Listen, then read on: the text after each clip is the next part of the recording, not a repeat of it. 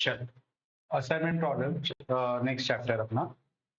Hungarian method हम लोग यहाँ पे अप्लाई करते हैं फॉर असाइनमेंट प्रॉब्लम। यानी कि जैसे वहाँ पे मोंटे कार्लो सिमुलेशन था, वैसे यहाँ पे हंगेरियन मेथड है। सभी समय एक ही मेथड से हम लोग को सॉल्व करना है। अब बेसिकली असाइनमेंट प्रॉब्लम ये ऐसा एक एलपीपी का प्रॉब्लम है, एलपीपी का ही पार्ट है ये एक्चुअली। इसको स्पेशल टाइप ऑफ एलपीपी करके बोलते हैं। एमसीक्यू में अगर आया तो ध्यान में रखना कि असाइनमेंट और ट्रांसपोर्टेशन दोनों एलपीपी प्रॉब्लम के ही स्पेशल कैटेगरी वाले एलपीपी प्रॉब्लम्स। ठीक है, तो एलपीपी में जहाँ पे तुम लोग को मल्टीपल जॉब मल्टीपल लोगों को असाइन करना है, लेकिन 1-to-1 बेसिस पे असाइन करना है।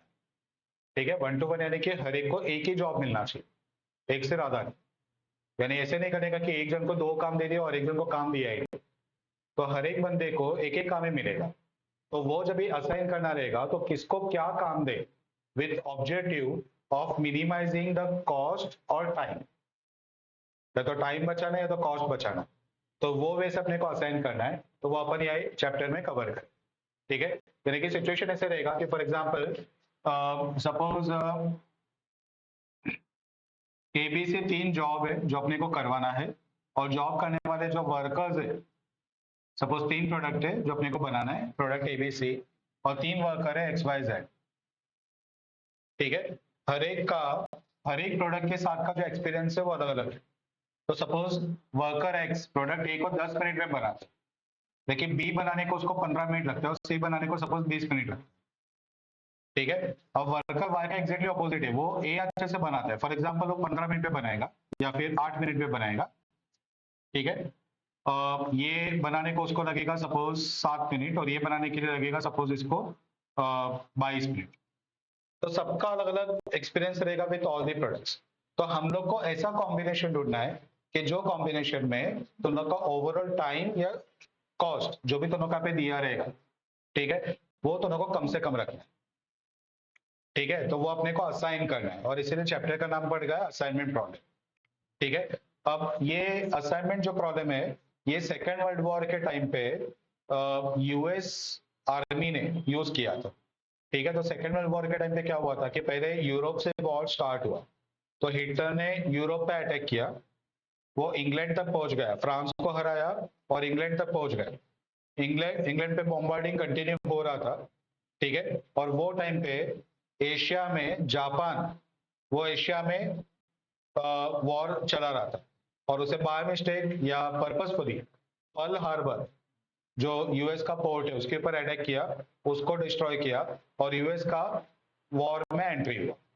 और तीसरी तरफ मुसोलिनी इटाली, वो अफ्रीका में वॉर कर रहा था। तो 3 कॉन्टिनेंट में वॉर था।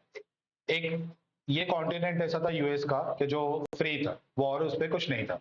जब ये पर्ल हार्बर के ऊपर जापान ने अटैक किया, यूएस वॉर में एंटर हुआ।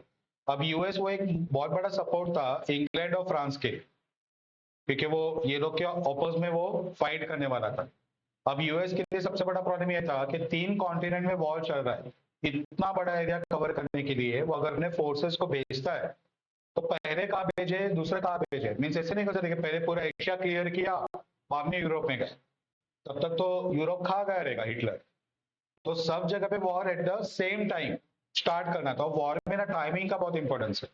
अगर तुमने थोड़ा भी 2 घंटा भी डिले किया तो तुम वॉर हार जाते। तो तुम को ऑन टाइम वो प्लेस पे पहुंचना इंपॉर्टेंट है, क्योंकि लोकेशन के हिसाब से एक कोई भी जो साइड है वो जीतता है।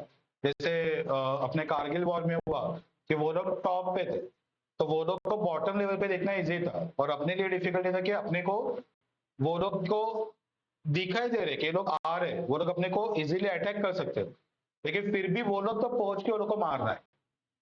अब पहुंचेंगे कैसे जब तक वो लोग देख रहे अपने को, पहुंचेंगे ही कैसे अपन वहां तक, तब तक तो लोग अपने को खत्म कर देंगे। तो लोकेशन का और टाइम का बहुत इंपॉर्टेंस है वॉर में। ठीक है, तो वो यहाँ पे यूएस के सामने बड़ा प्रॉब्लम स्टार्ट हुआ, तो उन्हें मैथमेटिशियंस का एक टीम बुलाया, और वो मैथमेटिशियंस के टीम को बोला कि हमारा ट्रूप्स ये लोकेशन पे है। अब बताओ, यहां से न्यूज आया कि यहाँ पे वॉर स्टार्ट हुआ है, तो कौन से ट्रूप को वहां पे भेजे, नियरेस्ट ट्रूप कौन सा रहेगा बताओ, जो कम से कम टाइम यहाँ पे पहुंचे। ठीक है, तो मल्टीपल लोकेशन, अब एशिया बोला तो एशिया थोड़ी छोटा है, इंडिया ही कितना बड़ा है। इंडिया जाने दो, अगर डोंबिवली में बोला कि वेस्ट में वॉर चल रहा है, अपन यहाँ पे ईस्ट में, वेस्ट में जाने तक कितना टाइम लगेगा? और वॉर के माहौल में कुछ वो फैसिलिटीज रहता नहीं है कि तुम डायरेक्ट प्लेन पकड़ा और पहुंच गए। हर जगह पे वो फैसिलिटी नहीं है, तो पूरे ट्रूप को विथ इक्विपमेंट्स वहां तक लेके जाना, वो बहुत चैलेंज वाला पार्ट है। और इस पे वो सब सुसाइड वगैरह का उन्होंने डाला रहता ही है कि अपन पैर रखा उड़ गए, तो वो सब भी देखना है। तो ये बहुत बहुत सारे प्रॉब्लम्स है कि जो ये लोग को फेस हुआ वो टाइम पे, तो उन्होंने असाइनमेंट प्रॉब्लम का यूज किया था। वो टाइम पे मैथमेटिशियंस के टीम को बुलाया गया था, वो लोग पूरा दिन बैठ के ट्रूप्स को असाइन करते थे और वो ही सबसे लोग वॉर लड़ रहे थे। वो लोग को बहुत ही हेल्पफुल हुआ और रिजल्ट अपने सामने ही कि वो लोग जीत गए। ठीक है, तो ये टॉपिक वहां से ज्यादा पॉपुलर हुआ। उसके पहले भी ये टॉपिक था, मैथ्स में था ये, लेकिन उतना यूज नहीं था उसका। सेकेंड वर्ल्ड वॉर में जब ये आर्मी ने उसको यूज किया, तभी लोगों को समझा कि नहीं इसका प्रैक्टिकल यूज क्या है, और बाद में इसके अलग अलग एप्लीकेशन स्टार्ट हो गए। जैसे अगर अमेजोन है, वो पूरे ग्लोबल लेवल पे प्रोडक्ट को सप्लाई कर रहा है, तो कौन से कंट्री से कौन से कंट्री में सप्लाई करे वो सब अगर लोग को डिसाइड करना है, तो असाइनमेंट प्रॉब्लम वो टाइप पे लोग को यूज हो सकता है। आया समझ गए? चलो, तभी यहाँ पे सम स्टार्ट करने के लिए दो वैरायटी के सम्स आएंगे। पहला आएगा फॉर मिनिमाइजेशन प्रॉब्लम, और दूसरा आएगा फॉर मैक्सिमाइजेशन प्रॉब्लम। ठीक है, मिनिमाइजेशन कभी रहेगा जब दोनों को मैट्रिक्स में कॉस्ट, डिस्टेंस, टाइम, लॉसेस, अगर ऐसा कुछ दिया है तो ये सबको ऑब्जेक्टिव है कि इसको कम करना है। ठीक है, लेकिन अगर दोनों को मैट्रिक्स में सेल्स, प्रॉफिट, प्रोडक्शन, ये सब दिया, तो ये सबको बढ़ाने का अपना ऑब्जेक्टिव है। ठीक है, तो ऑब्जेक्टिव आएगा मैक्सिमाइजेशन। तो मैक्सिमाइजेशन अपन बाद में कवर करेंगे, पहले पर मिनिमाइजेशन स्टार्ट करें। असाइनमेंट प्रॉब्लम हो या ट्रांसपोर्टेशन प्रॉब्लम हो, सभी के पास मिनिमाइजेशन का डायरेक्ट आंसर है, मैक्सिमाइजेशन का डायरेक्ट आंसर नहीं है। तो पहले मैक्सिमाइजेशन को मिनिमाइजेशन में कन्वर्ट करना पड़ता है, बाद में मिनिमाइजेशन का ही रूल फॉलो करना पड़ता है, लेकिन पहले कन्वर्जन होता है। ठीक है, मिनिमाइजेशन का सम डायरेक्टली अपन स्टार्ट कर सकते हो। अब सम स्टार्ट करने से पहले तुम लोग को कुछ कंडीशन से जो चेक करना है। पहला कंडीशन, गिवन एपी, एपी बोला तो assignment problem, is balanced. Given AP is balanced. Balance का मीनिंग ये होता है कि यहाँ पे जो मैट्रिक्स का साइज है, size of matrix is either 2x2, 3x3, 4x4, 5x5 वगैरह। यानी कि जितने रो है उतने कॉलम है, यानी कि हर एक को एक एक काम मिलेगा। लेकिन अगर सपोज रो 4 है और कॉलम 5 हो, तो एक बंदा तो रह जाएगा। तो ये मेट्रोमैनुअल साइड टाइप है, जितनी गर्ल्स है उतने बॉयज रहने ही चाहिए, तो हर एक को एक एक मिलेगा। ठीक है, तो ये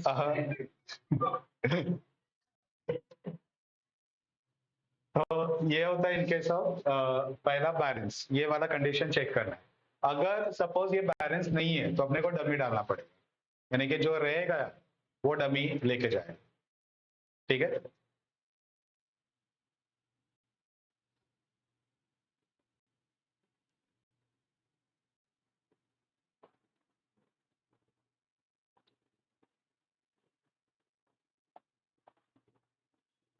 ठीक है, तो ये अगर बैलेंस नहीं रहेगा तो क्या करना है, ये हमने लिख दिया। दूसरा, ऑब्जेक्टिव इज मिनिमाइजेशन, यानी कि मैट्रिक्स में कॉस्ट, डिस्टेंस, टाइम, लॉसेस वगैरह दिया है, जिसको अपने को मिनिमाइज करने का ऑब्जेक्टिव है। लेकिन अगर इस पे सेल्स, प्रॉफिट, प्रोडक्शन वगैरह दिया, तो वो केस पे क्या करोगे? If objective is maximisation, convert the matrix to loss or regret matrix and apply minimization. अगर ऑब्जेक्टिव मैक्सिमाइजेशन का है तो उसको कन्वर्ट करना पड़ता है, वो कन्वर्टेड मैट्रिक्स को लॉस या रिग्रेट मैट्रिक्स करके बोलते हैं। ठीक है, एक बार वो लॉस या रिग्रेट मैट्रिक्स पे कन्वर्ट होगा तो लॉस को क्या करना है, मिनिमाइज करना है, तो मिनिमाइजेशन वाला पार्ट स्टार्ट हो। ठीक है, तो ये अपने को हर सब में पहले चेक करना है, जब ये दोनों कंडीशन सेटिस्फाई होगा कि एपी बैलेंस है और ऑब्जेक्टिव मिनिमाइजेशन है, तभी जाके अपन स्टेप स्टार्ट कर सकते हैं। ठीक है, अब स्टेप्स क्या क्या है, तो स्टेप्स पहला रो मिनिमा, दूसरा कॉलम मिनिमा,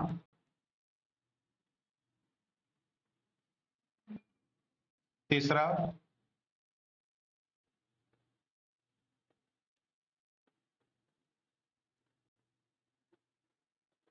ऑप्टिमम सॉल्यूशन मिला कि नहीं ये चेक करना है। ठीक है, और ये कैसे चेक करना है, तो नंबर ऑफ लाइंस यानी कि n should be equal to size of matrix. आएगा लाइन से, जब अपन सम सॉल्व करेंगे सभी लाइन से समझ में आना स्टार्ट होगा। अभी सिर्फ ये एक फॉर्मल नोट लिख के रखिए, उसके बाद में होगा असाइनमेंट। ठीक है, यहाँ पे दोनों का सब खत्म होगा। अगर suppose number of line equal to size of matrix नहीं मिला, ठीक है, तो तुम लोग को एक और स्टेप आएगा, वो आएगा इम्प्रूव्ड मैट्रिक्स।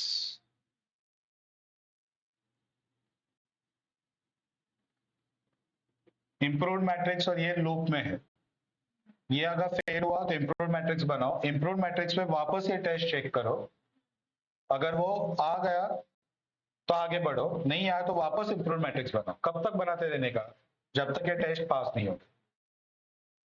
ठीक है, और लास्ट में होगा असाइनमेंट।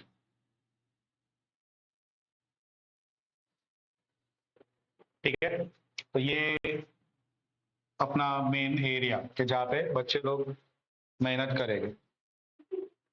ठीक है, ये लिखना है तो ऐसे ही लिख के रखो, नहीं लिखा तो वैसे सब में ये बार बार आते ही रहते हैं।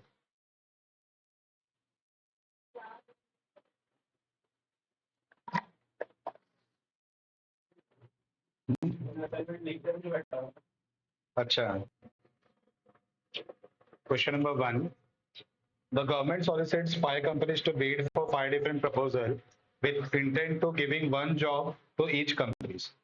The bid amounting thousands of rupees are given below, with X denoting no bid submitted. Find the optimum assignment of contract to companies such that the total government expenditure is minimum. वो last words को underline करो, total government expenditure is minimum. ये सम तुम लोग को hint दे रहा है कि तुम लोग का मिनिमाइजेशन का सम है। अब number of row number of column count करो, सेम है क्या, सेम है। ठीक है, तो ये 5x5 का मैट्रिक्स है, 5 रो है 5 कॉलम, 5x5 का मैट्रिक्स है और मिनिमाइजेशन का ऑब्जेक्टिव, तो डायरेक्टली अपन सम स्टार्ट कर सकते हैं। ठीक है, जो x लिखा है उसको रिस्ट्रिक्टेड असाइनमेंट करके बोलते हैं टेक्निकल। रिस्ट्रिक्टेड असाइनमेंट यानी कि B4 वो असाइन नहीं हो सकता और D1 असाइन नहीं हो सकता। तो जो x है उसको x या फिर नीचे वाले सब में देखो डैश दिया, वो लोग कुछ भी दे सकते हैं, x देंगे, डैश देंगे, इंफिनिटी देंगे, कुछ भी देंगे, उसको चेंज नहीं करने का, उसमें ना कुछ प्लस करने का ना कुछ माइनस करने का, वो x का x ही रहेगा एंड तक, वहां पे असाइनमेंट नहीं कर। ठीक है, प्लस माइनस मल्टीप्लीकेशन कुछ भी नहीं करने वाला। ओके, तो पहले अपने को कंडीशन लिखने का कि given AP is balance since size of matrix is 5x5। ठीक है, तो ये मैं लिखवा तो वैसे लिख लो, मैं लिखता नहीं अभी। लिखो conditions. Number 1, given matrix is balanced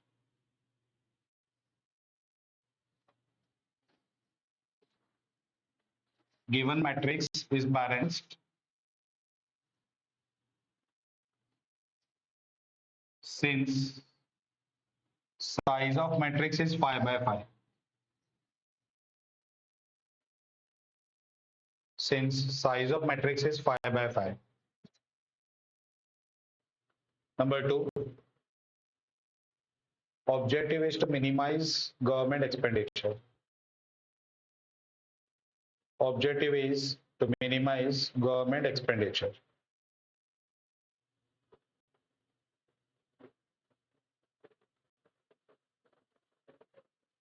ठीक है। अभी अपन रेगुलर स्टेप्स स्टार्ट कर सकते हैं। सम जब भी दोनों को देगा एग्जाम में, कंडीशन इंस्टीट्यूट कुछ सम में आंसर में लिखता है ये, लेकिन मेजर सम में नहीं लिखता। लेकिन अपने को रिस्क लेने का नहीं, एग्जाम में अपना मार्क्स यहाँ पे स्टेक पे है तो कंडीशन लिख के आने, ठीक है। बाद में सम स्टार्ट करने का, जो ऑलरेडी मैट्रिक्स दिया है वो दोनों को एग्जाम में रिपीट नहीं करना, डायरेक्टली स्टेप नंबर 1 से स्टार्ट कर, ठीक है। तो अभी पहला step, step number 1,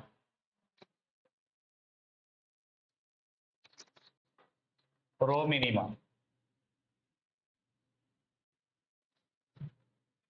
row minima, अब ये रो मिनिमा यानी कि अपने को रो वाइज जाना, ठीक है।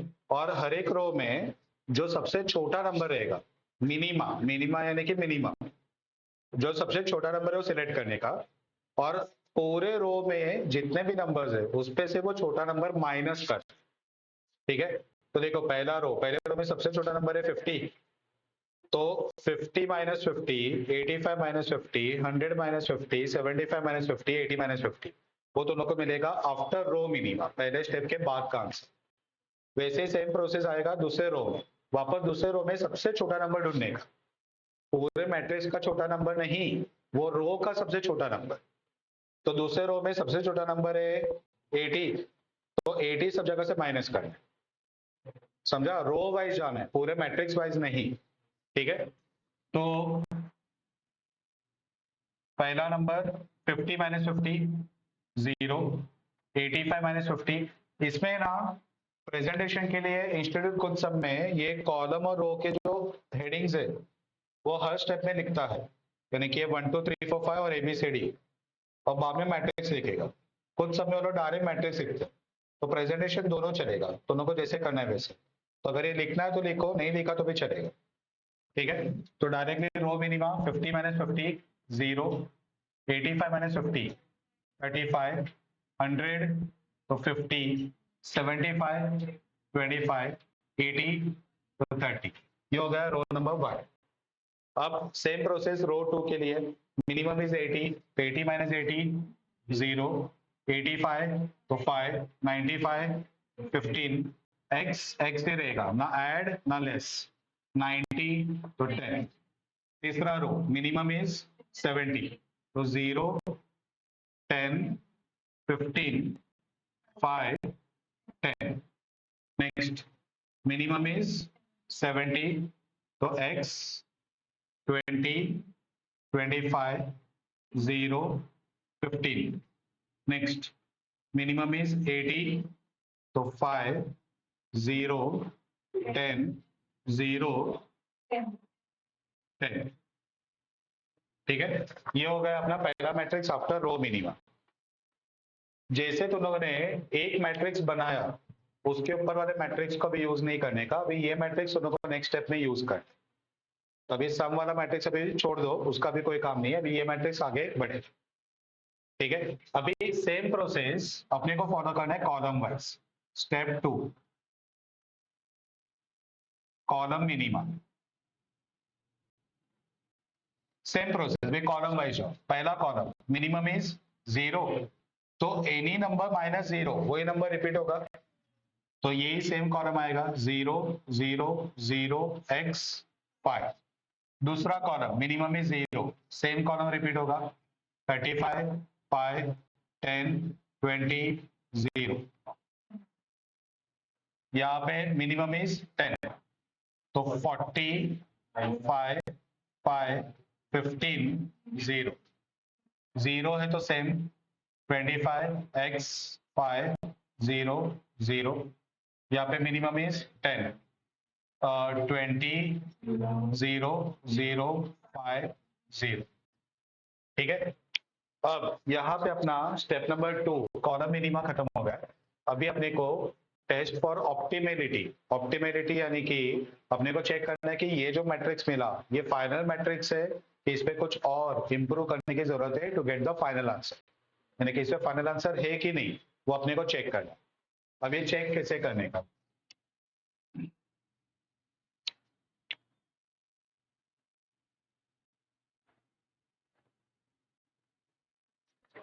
चेक करने के लिए हम लोग को यहाँ पे आइदर वर्टिकल या तो हॉरिजॉन्टल लाइंस ड्रॉ कर, और लाइन ये वैसे ड्रॉ करना है कि कम से कम लाइन ड्रॉ करके मैट्रिक्स के सभी जीरोस लाइन पे कवर होने चाहिए।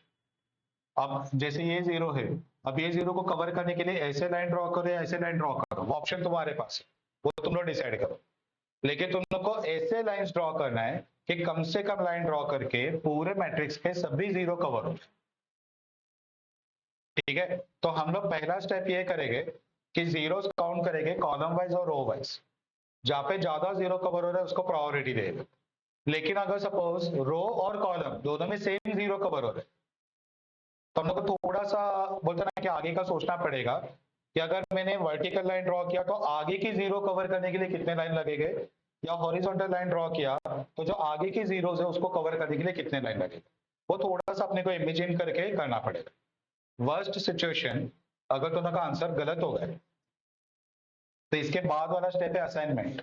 जब ये असाइन करने को जाओगे ना, तो कोई तो एक बंदा रह जाएगा, उसको जोड़ी मिलेगा ही, तो समझ जाना कि तूने लाइन ड्रॉ करने में गड़बड़ किया। एक स्टेप वापस पीछे आने का, लाइन रफ करने का, पेंसिल से ड्रॉ करने, लाइन रफ करने का, वापस लाइन ड्रॉ करके देखने का, कुछ और डिफरेंट आंसर मिलेगा। समझा? चलो तभी काउंट करते हैं। देखो पहले रो में एक ही जीरो है, दो, दो, एक और चार। कॉलम वाइज चेक करो, तीन, एक, एक, दो, तीन। मैक्सिमम यहाँ पे पहले वही ड्रॉ करो। ये पहला लाइन ड्रॉ किया, लाइन ऐसे ड्रॉ करना कि नीचे का नंबर दिखाई दे, राइट हैंड से ड्रॉ कर। ठीक है, तो ये पहला अपना कवर हो गया। अभी वापस काउंट करो, यहाँ पे तो कोई चेंज हुआ ही नहीं है ना, एक, दो, दो, एक, ये गया। ठीक है, अब यहाँ पे कितने जीरो बाकी रहे, तो तीन। यहाँ पे एक ही था वो चला गया। ठीक है, यहाँ पे एक ही था वो गया। यहाँ पे अब एक बाकी रहा और यहाँ पे दो बाकी रहा, तो मैक्सिमम कहाँ पे आ रहा है, यहाँ पे आ रहा है। ये लाइन ड्रॉ कर लो। ठीक है, अब कितने जीरो बाकी रहे, एक यहाँ पे, दो यहाँ पे। अब ये दोनों एक लाइन से कवर हो गए ना, और इसको कवर करने के लिए एक अलग से लाइन ड्रॉ करना पड़ेगा, तीनों एक लाइन में तो नहीं आएगा। तो अब ये काउंट करने की भी जरूरत नहीं है, ओरली हो रहा है। तो एक लाइन यहाँ पे ड्रॉ कर लो। ठीक है, अब ये एक बाकी रहा, अब इसको हॉरिजॉन्टल कवर करना है कि वर्टिकल कवर करना है, वो ऑप्शन अपना है। वर्टिकल लाइन ड्रॉ करोगे तो भी चलेगा, हॉरिजॉन्टल ड्रॉ करोगे तो भी चलेगा। जनरली वर्टिकल ड्रॉ करते हैं, हॉरिजॉन्टल ड्रॉ करना है तो भी प्रॉब्लम नहीं है। ठीक है, वह सिचुएशन अगर हॉरिजॉन्टल ड्रॉ करना था, हमने वर्टिकल ड्रॉ किया, तो इंप्रूव्ड मैट्रिक्स एक और बनना पॉसिबल हो सकता है। आंसर एट दी एंड आएगा ही सभी का, सिर्फ काम बढ़ेगा। गलत रास्ते पे चले गए तो शायद से 2-4 किलोमीटर बढ़ जाए, पहुंचोगे तो अपने जगह पे, क्योंकि हर रास्ता जाता वहां पे ही है, एंड वहां पे ही है। समझा? चलो अब यहाँ पे लाइन कितने आए, एक, दो, तीन और चार।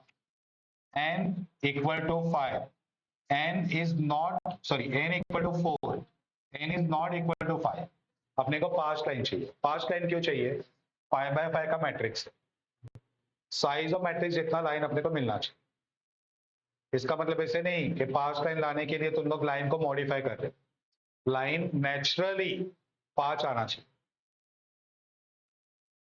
तुम लोग को लेके नहीं आना है, वो ऑटोमेटिक आना चाहिए। समझा? वो यहाँ पे नहीं है। ठीक है, चलो अभी नेक्स्ट स्टेप, क्योंकि यहाँ पे लाइन 5 नहीं आया, अपने को नया स्टेप में जाना पड़ेगा जो आएगा improved matrix.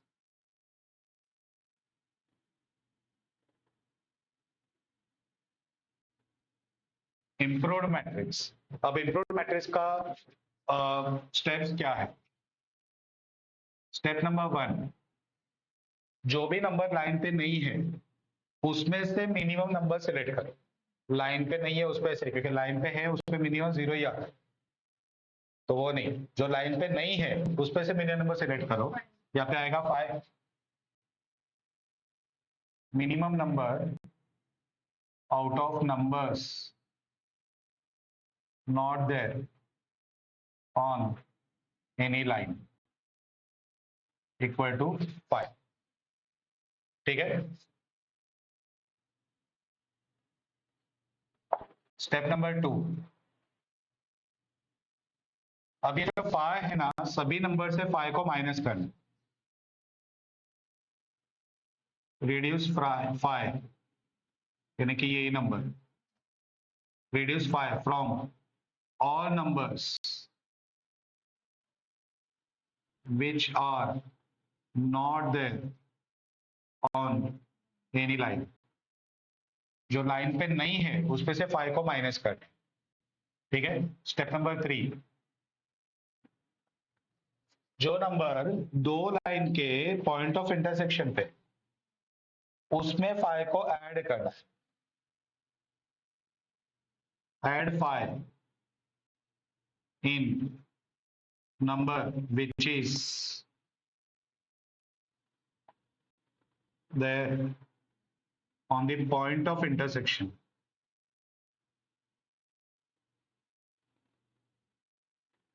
of two lines।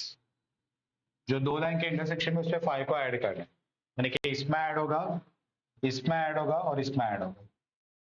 ठीक है, और step 4, no change in numbers which are there on line but not on point of intersection।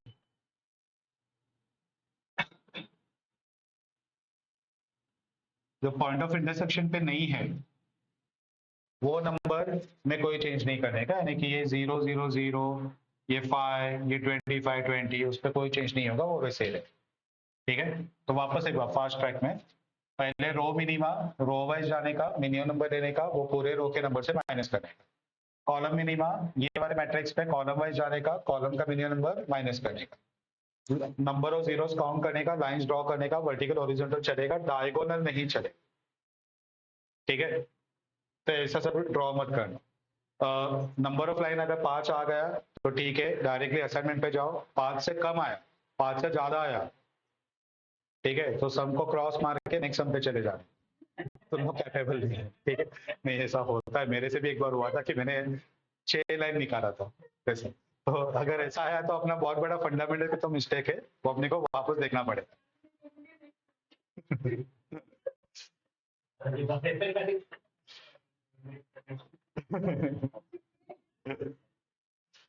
तो नंबर ऑफ लाइन अगर 5 से कम आया तो इम्प्रूव मैट्रिक्स बनाओ। इम्प्रूव मैट्रिक्स के लिए पहले जो नंबर लाइन पे नहीं है उसमें से सबसे छोटा नंबर सिलेक्ट करो, वो छोटे नंबर को ये नंबर से माइनस करो जो लाइन पे नहीं है, जो इंटरसेक्शन पे उस पर प्लस करो, और जो लाइन पे इंटरसेक्शन पे नहीं है वो सबको ऐसे ही रखो। तो दोनों का बनेगा इम्प्रूव मैट्रिक्स। वापस लाइन ड्रॉ करेंगे, 5 मिल गया तो ठीक है, नहीं मिला तो वापस इम्प्रूव मैट्रिक्स कब तक करते रहने का जब तक 5 लाइन नहीं मिले। जनरली एग्जाम में एक ही इम्प्रूव मैट्रिक्स बनता है, अपने क्लास के बुक में ऐसे भी समय के जहाँ पे 3 3 4 4 बनेगा। ठीक है, लेकिन एग्जाम में मैक्सिमम एक इम्प्रूव मैट्रिक्स वाला आता है, उससे ज्यादा नहीं आता। ठीक है, चलो तभी इम्प्रूव मैट्रिक्स देखते हैं। पहले ये नंबर्स सेम रहेंगे, 0 0 0 x। 5 में 5 प्लस होगा तो 10, ये सब में से 5 माइनस होगा तो 30 0 5 15, और ये सेम रहेगा। ठीक है, 40 में से 5 माइनस होगा 35 0 0 10, और ये 0 सेम। 25 x 5 0 सेम रहेगा, ये इंटरसेक्शन पे तो 5 हो जाएगा। 20 0 0 5, और यहाँ पे हो जाएगा 5। ठीक है, अब वापस लाइंस काउंट करो। पहले 3 2 3 1 2, रो वाइज 1 4 3 1 2, तो मैक्सिमम हमारा यहाँ पे ये पहला रहेगा। वापस काउंट करो, 1 गया तो 2 बाकी रहा, एक बाकी रहा, दो बाकी रहा, एक बाकी है, एक बाकी है, यहाँ पे कोई चेंज नहीं है। सो मैक्सिमम आ रहा है 3। अभी कितना जीरोस बाकी रहा? एक यहाँ पे, दो यहाँ पे, एक यहाँ पे, ठीक है। तो ये एक अपन ऐसे ड्रॉ कर सकते हैं ना, ठीक है। अब ये और ये जीरो एक लाइन पे तो आएगा ही नहीं, तो दो अलग अलग लाइन ड्रॉ करो, या तो वर्टिकल या तो हॉरिजॉन्टल, ऑप्शन अपना है। 5 लाइन आगे, ठीक है। Therefore there is an optimum solution.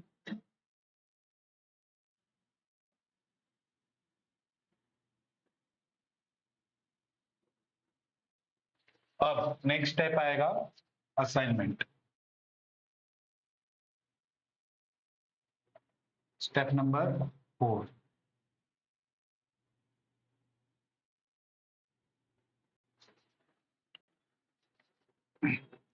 ये वाला मैट्रिक्स यहाँ पे लेके आना है, लेकिन अभी जो रोज एंड कॉलम्स का हेडिंग्स है वो भी लिख देना है। रो में 1 मींस कॉलम में 1 2 3 4 है ना।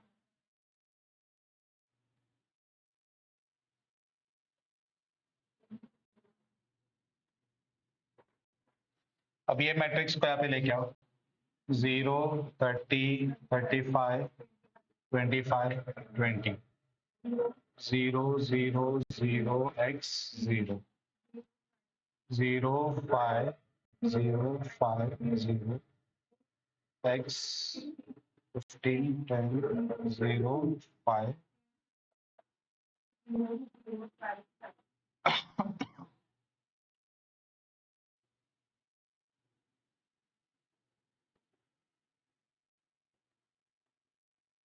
चल अभी असाइन करना है।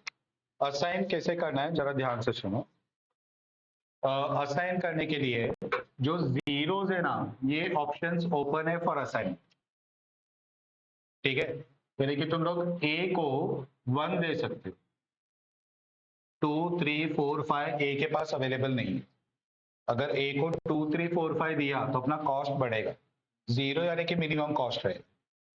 तो अपना ऑब्जेक्टिव है कि मिनिमम कॉस्ट पे सबको असाइन करना है। तो जहाँ पे 0 है सिर्फ वहां पे असाइन करने का, 0 के अलावा असाइन नहीं करने का। यानी कि ए के पास एक ही ऑप्शन है कॉन्ट्रैक्ट नंबर 1, बी 1 2 3 4 कोई भी ले सकता है। वो इस पे इंटरेस्टेड नहीं है तो इसे बिड डाला ही नहीं है, तो उसको 1 दे दो, 2 3 या 5 दे दो।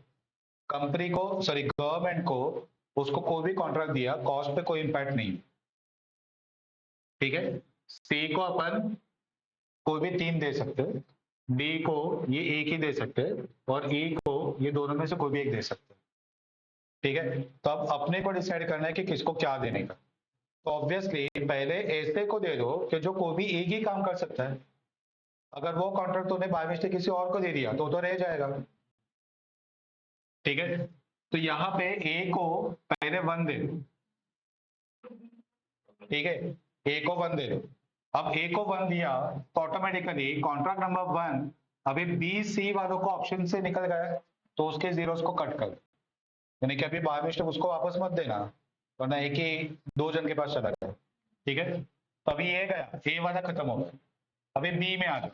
बी को तुम लोग क्या दे सकते हो, 1 2 3, जहाँ पे मल्टीपल ऑप्शन उसको लास्ट में दो ना, क्योंकि कोई भी दिया वो लेने को तैयार है, ठीक है। तो पहले ऐसे लोगों को असाइन करो कि जो लोग के पास लिमिटेड चॉइस, ठीक है। अब सी के पास आ जाओ, 2 है, बाद में देगा, लास्ट पे डिसाइड करेगा। डी को उसका एक ही काम आता है, वो काम उसको पहले ही देगा, तो डी को ये दे दो।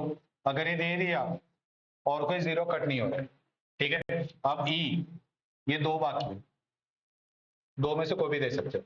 अभी कॉलम वाइज चेक करो, कोई ऐसा तो काम नहीं है ना कि जो कोई एक ही कंपनी लेने को तैयार है। तो जॉब नंबर 2 देखो, 2 जन है तैयार, 3 वाला जॉब 3 जन है, कोई भी ले सकता है, और 5 वाला जॉब 2 जन है, यानी कि कंपनीज भी मल्टीपल काम के लिए तैयार है और जॉब भी मल्टीपल लोगों को असाइन करने के लिए अवेलेबल है। तो अभी तुम लोग का चॉइस है, जिसको जो देना है दे दो, जिसको जो देना है वो। देखिए 0 ही असाइन करने का, कॉस्ट पे कोई डिफरेंस नहीं है। तो पहले 3 वाले को मत दो, पहले किसको दो, दो वाले को दे दो। तो ये सी के पास ये दो चॉइस है, तो जो मन में आता है, सपोज आयुष ने इसको 3 दिया और इसने अगर सपोज समाधान ने 5 दे दिया, तो चॉइस अलग अलग है, लेकिन जो दोनों का टोटल कॉस्ट करोगे ना, तो दोनों का सेम ही आएगा। जीरो असाइन करने का मतलब ही है कि कॉम्बिनेशन कुछ भी बनाओ, टोटल कॉस्ट सेम ही है। ठीक है, तो पहले सी को सपोज 3 दे दिया, तो ऑटोमेटिकली सी के पास से बाकी का काम ले लो और जॉब नंबर 3 बाकी लोगों से ले लो, वापस दूसरे को जाना नहीं चाहिए। अब ई के पास एक ही काम बाकी रहा, पहले उसके पास दो चॉइस था, उसमें से एक चला गया, अभी ये ई को दे दो, वो काम इससे ले लो, ऑटोमेटिकली बी के पास अभी एक ही चॉइस बाकी रहा, वो उसको दे दो। समझा? तो मैंने पहले ये असाइन किया 1, ये दूसरा असाइन किया, ये तीसरा असाइन किया, ये 4th और ये 5th। रिवीजन में याद है कि पहले कहाँ से स्टार्ट किया, इसके लिए नंबरिंग दिया, एग्जाम में नंबरिंग देना नहीं। आया समझ में? तो कॉम्बिनेशन, जैसे हमने बोला कि मल्टीपल कॉम्बिनेशन पॉसिबल है, जहाँ पे दो में से कोई भी एक चॉइस अपन लेते हैं, वहां पे बोलते हैं अल्टरनेटिव ऑप्टिमम सॉल्यूशन। टेक्निकली से बोलते हैं अल्टरनेटिव ऑप्टिमम सॉल्यूशन। अगर जीरो था ही नहीं, जो जीरो था उसी को ही हमने दिया है, तो बोलेंगे there is no alternative optimum solution. ठीक है, तो यहाँ पे फाइनली ऑप्टिमम सॉल्यूशन लिखना है।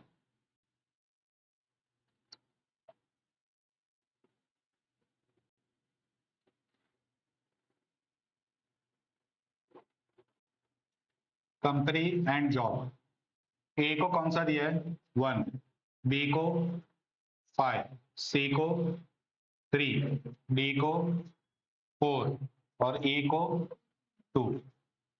कॉस्ट, अब ओरिजिनल जो सब में मैट्रिक्स दिया है ना, वहां से लिख के बताओ A1 का कितना है, B5,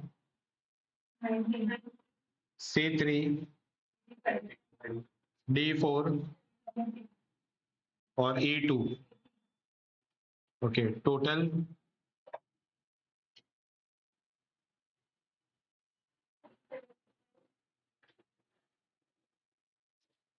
आ समझ में? अब अगर सपोज मैं असाइनमेंट दूसरे वे से करता, फॉर एग्जांपल इसको पहले ए को 1 दे दिया मैंने, ठीक है, बाद में बी को लास्ट पे दूंगा, सी को मैंने 3 दिया था, उसके पहले मैं 5 दे देता हूँ, ये वाला। ठीक है, डी के पास एक ही ऑप्शन था 4, तो डी को 4 दे दिया। अगर मैं सी को 5 दे दूंगा ना, तो ए के पास दोनों ऑप्शन है 2 और 3, क्योंकि ये तो कोई भी काम करने को तैयार है। तो इसको चॉइस दो, तुझे 2 चाहिए कि 3 चाहिए। फॉर एग्जाम्पल सपोज इसको 3 दे दो, तो 2 किसको मिलेगा, बी को मिलेगा। अब अगर इस पे अगर कॉस्ट निकालोगे, A1 का बताओ 50, B2 C5 कितना 80, D4 E3, टोटल करो।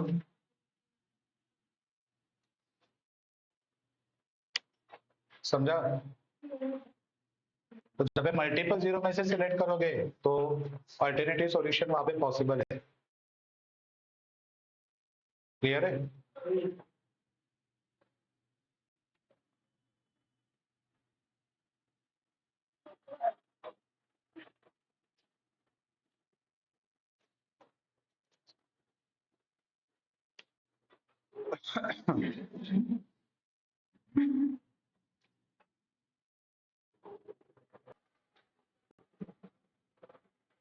क्वेश्चन नंबर 2 में आ जाओ। क्वेश्चन नंबर 2 में लास्ट लाइन डायरेक्टली रीड करो। Assign the available consultant to different job in such a manner that total cost are kept minimum। 6/6 का matrix है, minimisation का sum है, तो रेगुलर वैसे पूरा सम सॉल्व करना है। होमवर्क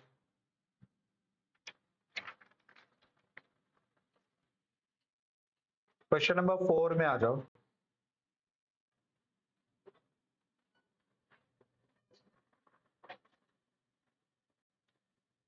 अब 4 क्या बोल रहे जरा रीड करते हैं। 5 workers are available to work with machines and respective cost associated with each worker machine assignment is given below. Cost दिया यानी कि समझ आने का minimization objective. The 6 machine is available to replace one of the existing machine and associated cost are given below. ठीक है, तो machine 6 ये एक नया मशीन कंपनी परचेस करने को प्लान कर, लेकिन वो क्या बोल रहे हैं कि it will replace one of the existing machine, यानी कि एक मशीन जाएगा और उसके जगह पे 6 आएगा. ठीक है, अब पॉइंट नंबर 1 देखो क्या बोल रहा है.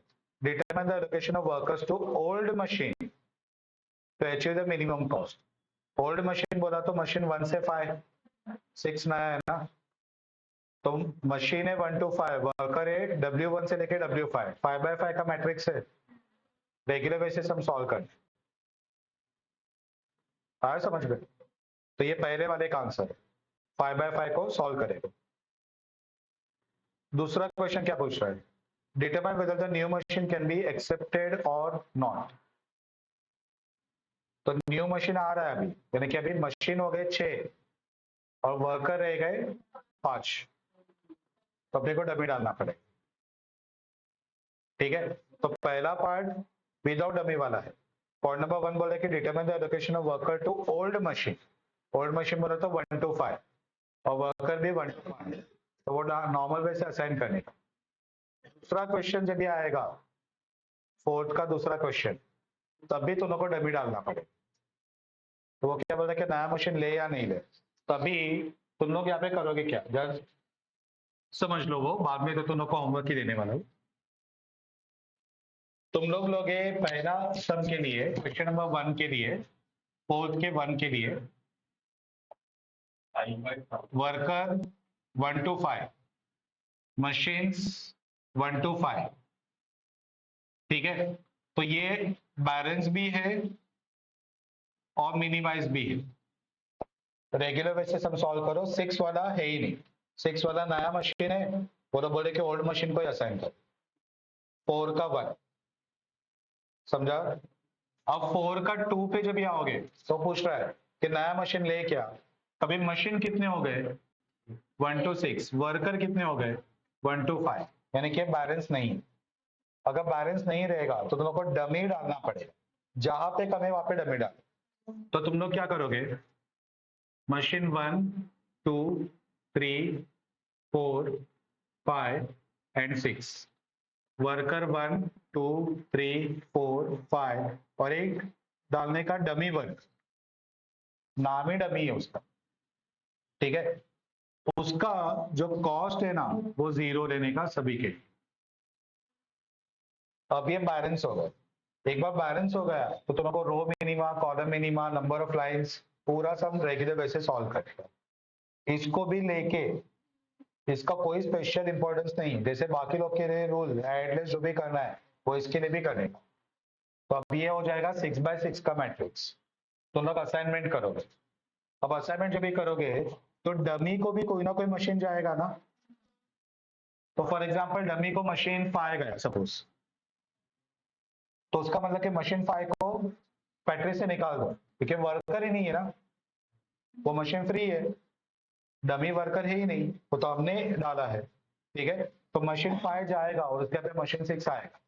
लेकिन अगर सपोज डमी को ही मशीन 6 गया तो उसका मतलब कि नया मशीन लो ही मत. समझा. तो दोनों को रेगुलर वैसे असाइन करने का, और डमी को जो मशीन गया वो मशीन आउट होगा और मशीन 6 इन होगा. अगर डमी को ही 6 गया तो मशीन 6 आएगा ही. समझा. Determine the saving if any. पहले वाले का आंसर दूसरे वाले का आंसर का डिफरेंस वो आएगा सेविंग. पता चला क्या करना है. तो पहला एक ही सम में 2 सम है. पहले सम के लिए 5/5 का मैट्रिक्स उन लोगों को सॉल्व करना है. ठीक है, पूरा असाइन करना है, कॉस्ट वगैरह निकालना है. वहां पे तुम्हारा पहले वाले का आंसर खत्म होगा. बाद में 6/5 वाला मैट्रिक्स है, डमी डाल के 6/6 करो, पूरा सम सॉल्व करो, असाइन करो, कॉस्ट निकालो. और तीसरे आंसर के लिए पहले वाले का आंसर और दूसरे वाले आंसर का डिफरेंस वो आएगा तीसरे वाले का आंसर. समझा. श्योर ना, कर पाओगे. तो ये होमवर्क ले लो। 6/6 के लिए कोई शॉर्टकट नहीं है कि 5/5 वाले आंसर में थोड़ा सा मॉडिफाई किया और 6/6 का बन जाए, ऐसा नहीं चलेगा। पूरा 0 से ही आंसर निकालना, शॉर्टकट कुछ नहीं। ठीक है, क्वेश्चन नंबर 3 में आ जाओ।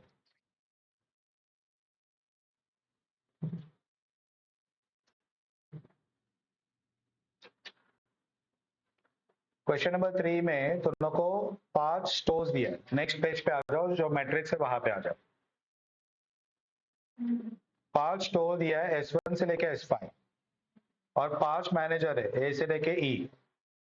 और ये जो मैट्रिक्स में नंबर्स दिए ना, ये 4, 10, 12 वगैरह, वो क्या है? तो वो डिस्टेंस इन किलोमीटर से, यानी कि A के घर से S1 4 किलोमीटर पे, A के घर से S2 10 किलोमीटर पे। तो अपने को मैनेजर को स्टोर्स को असाइन करना है।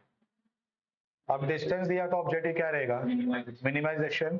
5/5 का है क्या? तो है। ठीक है, तो तुम लोग इसको असाइन करोगे। असाइन करने के बाद में आगे का आंसर छोड़ देना, वो मैं तुम लोग को बताऊंगा नेक्स्ट लेक्चर। ठीक है, अपने को कॉस्ट वगैरह निकालना है तो मैं तुम लोग को बताऊंगा। अब क्वेश्चन नंबर ए, उसका जो क्वेश्चन नंबर ए है वो क्या बोल रहा है देखो। Find out the optimal assignment of the manager to store so that the monthly expenditure to be incurred by the agency on car travel is minimum. Calculate the expenditure. Expenditure मैं calculate करूंगा, वो तो लोग मत करना, तो लोग सिर्फ ये assign करके छोड़ दे। ठीक है, बाद में पॉइंट नंबर बी क्या बोल रहा है देखो। After having operated the optimum assignment for some time, manager then request the agency to assign him store S1 which is closest to his residence, as he has been medically advised not to take long journeys. If agency agrees to this request, how should the present assignment be changed and how much extra cost agency has to incur? तो ए को है ना, पहले वाले answer में उसको S1 नहीं मिलेगा, कुछ और स्टोर मिलेगा। पहले वाले ओरिजिनल आंसर में 5/5 वाले आंसर में। अब ए आके स्टोर को रिक्वेस्ट कर रहा है कि मेरे घर से सबसे नजदीक वाला स्टोर S1 है, 4 किलोमीटर के डिस्टेंस पर। तो मुझे डॉक्टर ने बोला कि ज्यादा ट्रैवल मत करो, तो मुझे प्लीज ये S1 वाला स्टोर दे दो। अब अगर ए को S1 दे दिया तो S1 ओरिजिनल वाले में किसी और को दिया रहेगा, तो उसके पास वो लेना पड़ेगा वापस, तो पूरा असाइनमेंट चेंज हो जाएगा। तो ये बी वाला पॉइंट क्या बोल रहा है, क्वेश्चन नंबर बी क्या बोल रहा है कि भाई पूरा नया असाइनमेंट फाइंड करो, अगर ए को S1 दे दिया तो, और उस पर कितना कॉस्ट आ रहा है ये निकालो। अब इस पर कोई शॉर्टकट नहीं है, ठीक है, शॉर्टकट नहीं है, तो अपना माइंड चलाने में टाइम वेस्ट मत करना। तुम लोग को ए को S1 दे देने का, तो ए वाला रो खत्म हो गया, S1 वाला कॉलम खत्म हो गया।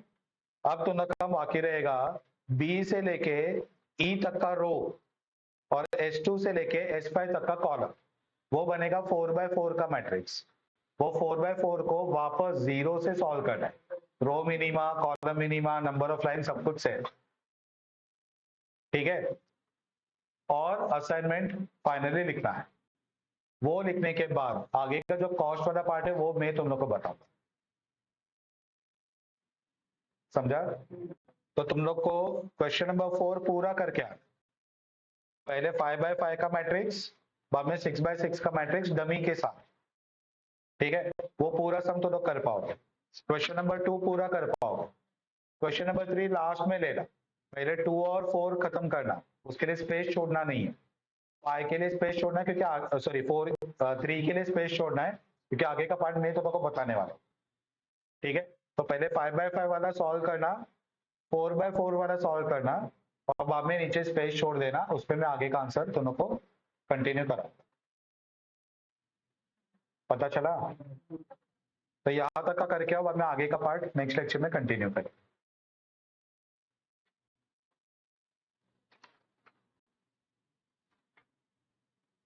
आगे के सब नए, तो वो मुझे ही करवाने पड़ेंगे। ठीक है, लाइट वाला दिखाओ। लाइट वाला